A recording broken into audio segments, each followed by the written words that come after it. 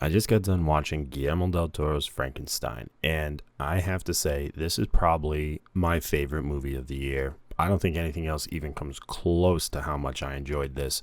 Now, people who know me know that I'm kind of a big Frankenstein fan anyway. Not like obsessive fan, but it is one of the few books I read in my teenage years, and my favorite adaptation of Victor and the Creature probably comes from Penny Dreadful, which I know is not like the traditional one, but I really enjoyed that one. So go check that out. But I'm going to be talking about Guillermo del Toro's Frankenstein and what I liked about it. And to be honest, one sequence of events I didn't particularly care for and I thought were rushed and a little sloppy. But let's go with the positives. I think this movie looks amazing. And I'll be sticking to footage that kind of avoids spoilers until I get to the very specifics later on about the things I don't like. So you don't have to worry about any spoilers, but it is the Frankenstein story. And it might make a few changes here and there, but it doesn't really stray too far. So you kind of know what you're getting into. But visually, there's going to be a lot of cool stuff. And I'll try and just stick to like the early things, the things that possibly were in the trailer. I don't know. I didn't watch the trailer for it. But the movie looks great. It is shot phenomenally. Excellent use of color, excellent use of scale. Guillermo del Toro famously said they wanted to build a lot of sets and they didn't want to rely too much on CGI and definitely never on AI. And it really shows like a dedication to the craft and just wanting to see it all in frame, which I think is one of the benefits of using practicality as opposed to like, CGI. It has to fit because it's there. And I think it works very well. The acting is phenomenal. I mean, from the very beginning, when we get, I believe it's Lars Mikkelsen as the ship captain, they go out and they find Oscar Isaacs as Victor, who, again, just great actor. He does a great job. I really enjoy like his like obsessive, drive and everything. And it's very important to get that right. Like, how could a man be driven to such lengths? Christoph Waltz is pretty good in it as well. I won't go into too much detail about him, but he's kind of the financier. And why would a man with that much wealth and resources try and help Victor? I wonder. We also rounded out with William Frankenstein and his fiancée, Elizabeth, which I believe is different from the books. It's been a long time since I read it, but I was pretty sure Victor's the one who gets engaged. And I believe Elizabeth is actually his cousin but I could be remembering it incorrectly. I couldn't be bothered to Google. But William is also a wealthy financier, and Victor kind of trusts him to help get the lab up and running while he tries to secretly woo Elizabeth away from the brother. So like that happens. It's not a super big plot point. They kind of stick more to the creation of the creature and Victor's obsession with it. Nothing too much different from what you'd expect. It hits a lot of the same beats from previous adaptations of Frankenstein. And if you're not familiar with it, I suggest going and watching the movie. I think it's a really good version of Frankenstein. And, I watched it with my parents and we were all like, this is phenomenal.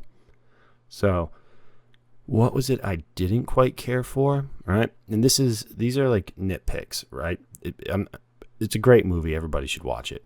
But there is a sequence of events that span about 14 and a half minutes that I thought felt unnecessarily rushed. And it's kind of unfortunate placement too in the movie because you're already on board for a 2.5 hour movie that's like feels like such an epic. Like it's just an epic in every sense of the word. And for them to rush this like 14 and a half minute sequence of events, I found to be a little unnecessary. So I'm going to go into spoilers now as to pretty much the only thing I didn't like about this movie. So again, to recap, this movie's fantastic. I loved it. I just wish this like 14 and a half minute sequence of events was handled differently. So spoilers, you've been warned. Okay. So everybody familiar with the Frankenstein story knows that there's that part where he like befriends like the blind man, right? Wonderfully handled in this as well. I would have enjoyed even a little more time there. I thought it was a great sequence. Looks amazing. You really get to see a lot of the humanity of the creature, and I just thought it was so cool. But something bad happens. Wolves get in and they tear this old man apart, and he's bleeding out, and he's talking with the creature, and he gives them like a dying like declaration, like, "You are a good man and my friend." Ugh. Right? And they're like, "Oh, man." Of course, then the hunters who use the cabin come back to see their father, like dead, think it's the creature, kill him. He's like, I am so lonely. I must find Victor. Because remember, one of the things about Frankenstein is he wants a bride. He wants someone to share his life with. So he goes and finds Victor. And it's on William and Elizabeth's wedding day. And he's like, I need a companion. And Victor's like, I'll never do that again. Like, I'm never building another one of you things ever. And he's like, oh, come on, Victor, come on, right? Sort of. And then Elizabeth walks in her wedding dress. And I was like, oh, this is really going to set the creature off. But it doesn't so much as I thought this would have been a really good time for the creature to be like, have a misunderstanding and think it's Victor's bride after Victor just said the creature will never have a companion, for him to be like, you would deny me a bride while taking one of your own, and have him like kill her. But instead, like, Victor ends up trying to shoots Elizabeth. It's so stupid and melodramatic. I hated that part. And then William comes in. There's a big, like, a scuffle. William gets thrown, and then William gives a dying declaration, like, Victor, you're the real monster, and dies. And I just was like, oh my God, this is 2 dying declarations within a couple minutes of each other. Oh, but they're not done. They go for the hat trick. The creature runs out into the woods with Elizabeth, whose obsession with the creature is only loosely kind of like spelled out. She loves insects because their simplicity brings them closer to God, she says, and she initially views the creature as like being that simple and that much more divine, closer to God because of his simplicity. But that's really it. She gets carried off and she gives a dying declaration, and then she's dead. So we have 3 dying declarations from like kind of pivotal characters within 14 minutes and like 36 seconds by my count, or approximately. And it just felt rushed, and it was unnecessarily rushed because the movie's already 2.5 hours. We know what we're getting in for. If you had given us extra time, like even an additional 10, 15 minutes, right? We're going from 2.5 hours to 2 hours, 45 minutes. This movie could have been a 3-hour epic. It's a Netflix thing. People are going to be watching it at home. I know it had the limited theatrical release, but we're already at home. We're going to be pausing it. We're going to use bathrooms. If something cool happens and you're watching it at home, you're going to be like, oh, that was neat. That's the benefit of watching it at home. And you don't even have to watch it all in one sitting.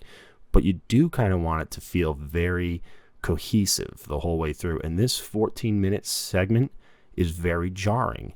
Not only is the dialogue, kind of weak, but 3 dying declarations in the same window of time, it was just too much. It was even to the point where like my parents noticed it. Like my dad's like, I just don't know if they thought how to get to the finale fast enough. Like they wanted to get to the resolution of it. And I was like, but this is kind of a big thing because this sets off like Victor and the creature like hunting, like Victor hunting the creature and things like that. And it just doesn't really land. I mean, we know where they end up anyways. And it just seemed like they were more interested in jumping back to the Arctic than showing this emotionally charged reason for hunting this thing down. His brother's dead, who didn't seem to particularly care for, he gives us some dialogue about it. Elizabeth's dead, who Victor had clearly pursued at one point, and she like still hates him. So it's just, I don't know. I just think he could have used a little more fleshing out. That's really it, is that only 14 minutes of events, and then we get into a phenomenal finale as well. The acting was so good. Jacob Elordi as the creature, he does a lot of heavy lifting. I do wish his speech patterns had changed a little more near the end, as opposed to still kind of doing the breathy talking, Victor. Like if he had become a little more eloquent. But again, that's just because I loved how eloquent the creature is in Penny Dreadful. So yeah, overall, I think Frankenstein's my movie of the year. I was talking about this with my brother, and he said, I haven't seen F1, so I should see F1, and maybe F1 will be my movie of the year. I told him I'd do that, but he has to watch Frankenstein, and maybe we'll debate it. What's the great F movie of the year? All right. Well, what did you guys think of Guillermo del Toro's Frankenstein? Let me know, and thanks for listening. All right, till next time.